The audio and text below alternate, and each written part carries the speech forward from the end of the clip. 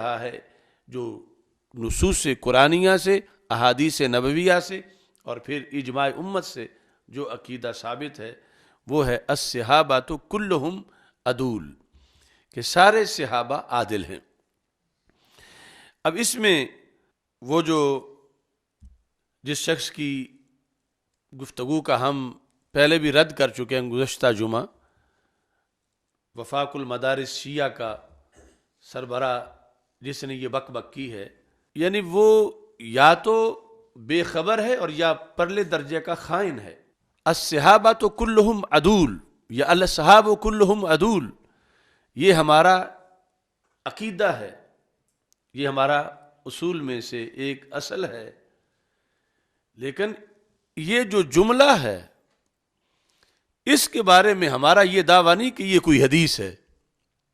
اس کی حدیث ہونے کا قول اور چیز ہے۔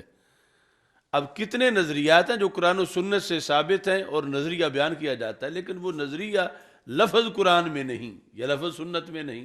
مگر ثابت بالقرآن ہے۔ تو الصحابۃ کلہم عدول یا الاصحاب کلہم عدول، اس کے بارے میں وہ یہ کہتا ہے کہ یہ گھڑی ہوئی حدیث ہے۔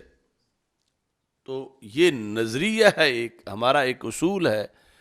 یہ گھڑنے یا نہ گھڑنے کی بات تو تب ہو جب ہم دعویٰ دار ہوں کہ یہ حدیث ہے، فلاں حدیث ہے، اور پھر اس پر کوئی جرح کرے، یعنی صرف واردات کرنے کے لیے وہ ان الفاظ پر جو ہے وہ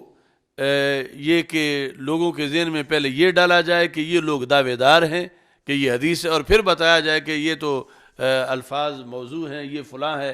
تو اصل مسئلہ یہ ہے کہ یہ ایک عقیدہ ہے جو قرآن و سنت سے ماخوذ ہے، اور عقیدہ علیحدہ چیز ہے، لفظ حرف کا قرآن میں ہونا یا لفظ حرف کا حدیث میں ہونا یہ علیحدہ چیز ہے۔ جو نظریہ ہے صحابہ رضی اللہ تعالیٰ عنہم کے بارے میں عدالت کا، وہ آیات قرآن سے ثابت ہے اور وہ احادیث نبوی سے ثابت ہے۔ تو جس وقت عقائد مرتب ہوئے امت میں تو وہ آگے الفاظ تو ائمہ کے ہیں کہ جو انہوں نے قرآن و سنت سے اخذ کیے، اور اس پر پھر جب لفظ کی دلیل قرآن سے ہے، دلیل سنت سے ہے، تو وہ قطعی عقیدہ ہے، وہ قطعی نظریہ ہے، اور اس کی خلاف ورزی جو ہے وہ جائز نہیں۔ یہ یاد رکھیں، چونکہ ہم اہل سنت ہیں تو ہم غلو کے قائل نہیں اور تنقیص کے بھی دشمن ہیں، تو ہم عدالت صحابہ کے قائل ہیں، عصمت صحابہ کے قائل نہیں ہیں، یعنی عصمت بمعنی معصومیت۔ ہم کسی بھی صحابی کو معصوم نہیں مانتے، کیونکہ معصوم انبیاء کرام علیہ السلام ہیں، اور ہمارے آقا حضرت محمد مصطفیٰ صلی اللہ علیہ وسلم آخری معصوم ہیں اور آخری نبی ہیں۔ تو یہ نہیں ہے ہمارے ہاں کہ وہ دھڑا اگر شریعت سے بغاوت کر کے اہل بیت اطہار ائمہ اہل بیت رضی اللہ تعالیٰ عنہ کو معصوم مان گیا ہے تو ہم کہ صحابہ میں سے بھی کچھ معصوم ہیں۔ ہم کسی ایک صحابی کو بھی معصوم نہیں مانتے، اور اہل بیت اطہار رضی اللہ تعالیٰ عنہم میں سے کسی ایک کو بھی معصوم نہیں مانتے، کیونکہ معصومیت یہ رسول پاک صلی اللہ علیہ وسلم کی شان ہے۔ معصومیت جو ہے وہ اس کے لیے ساتھ رسالت شرط ہے، اور رسالت کے بغیر انسانوں میں معصومیت پائی نہیں جا سکتی۔ تو اس واسطے ہمارے آقا صلی اللہ علیہ وسلم آخری نبی بھی ہیں اور آخری معصوم بھی ہیں،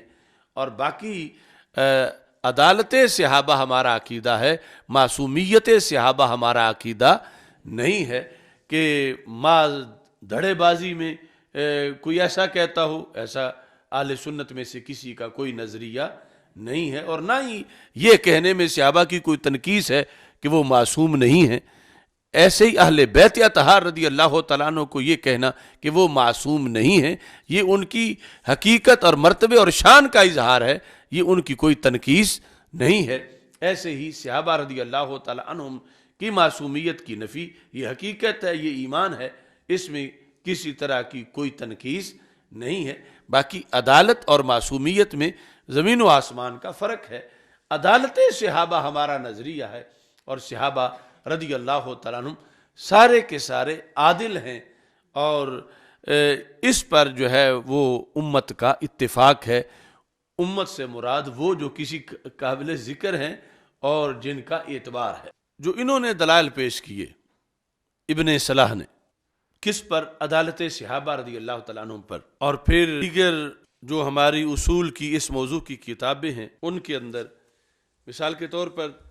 الکفایہ فی معرفت اصول علم الروایہ، خطیب بغدادی کی یہ کتاب ہے، تو اس کے اندر باب ما جاء فی تعدیل اللہ ورسولہ للصحابۃ رضی اللہ تعالیٰ عنہم، باب ما جاء فی تعدیل اللہ ورسولہ صلی اللہ علیہ وسلم، کہ یہ باب اس بارے میں ہے کہ اللہ تعالیٰ کی طرف سے کون کون سی آیات آئی ہیں جن میں اللہ نے صحابہ رضی اللہ تعالیٰ عنہ کو عادل قرار دیا ہے، کون کون سی آیات آئی ہیں، اور پھر وَرَسُولِهِ یعنی تعدیل رسولہ للصحابۃ، کہ وہ کون کون سی احادیث ہیں کہ جس میں رسول پاک صلی اللہ علیہ وسلم نے صحابہ کو عادل قرار دیا ہے۔ یہ مختلف صدیوں میں مختلف ائمہ کی کتابوں میں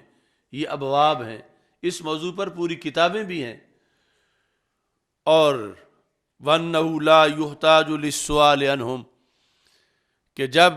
حدیث میں روایات میں کہیں بھی کسی مسئلے میں کسی صحابی کا نام آ جائے تو کہتے ہیں لا یحتاج للسؤال عنہم، اب وہاں احتیاجی نہیں سوال کی کہ یہ عادل بھی ہیں یا نہیں، جو بھی صحابی ہے وہ عادل ضرور ہے، لیکن جو بھی عادل ہو ضروری نہیں وہ صحابی بھی ہو، کبھی صحابی ہوگا کبھی صحابی نہیں ہوگا۔ تو جس طرح کے جو بھی انسان ہے وہ حیوان ضرور ہے، لیکن جو بھی حیوان ہو ضروری نہیں وہ انسان بھی ہو، کبھی انسان ہوگا کبھی انسان نہیں ہوگا۔ تو منطق کے نقطہ نظر سے یعنی یہ عموم خصوص جو ہے مطلق کی نسبت ہوگی، صحابی جو بھی ہے وہاں پر دوسرا آپشن نہیں ہے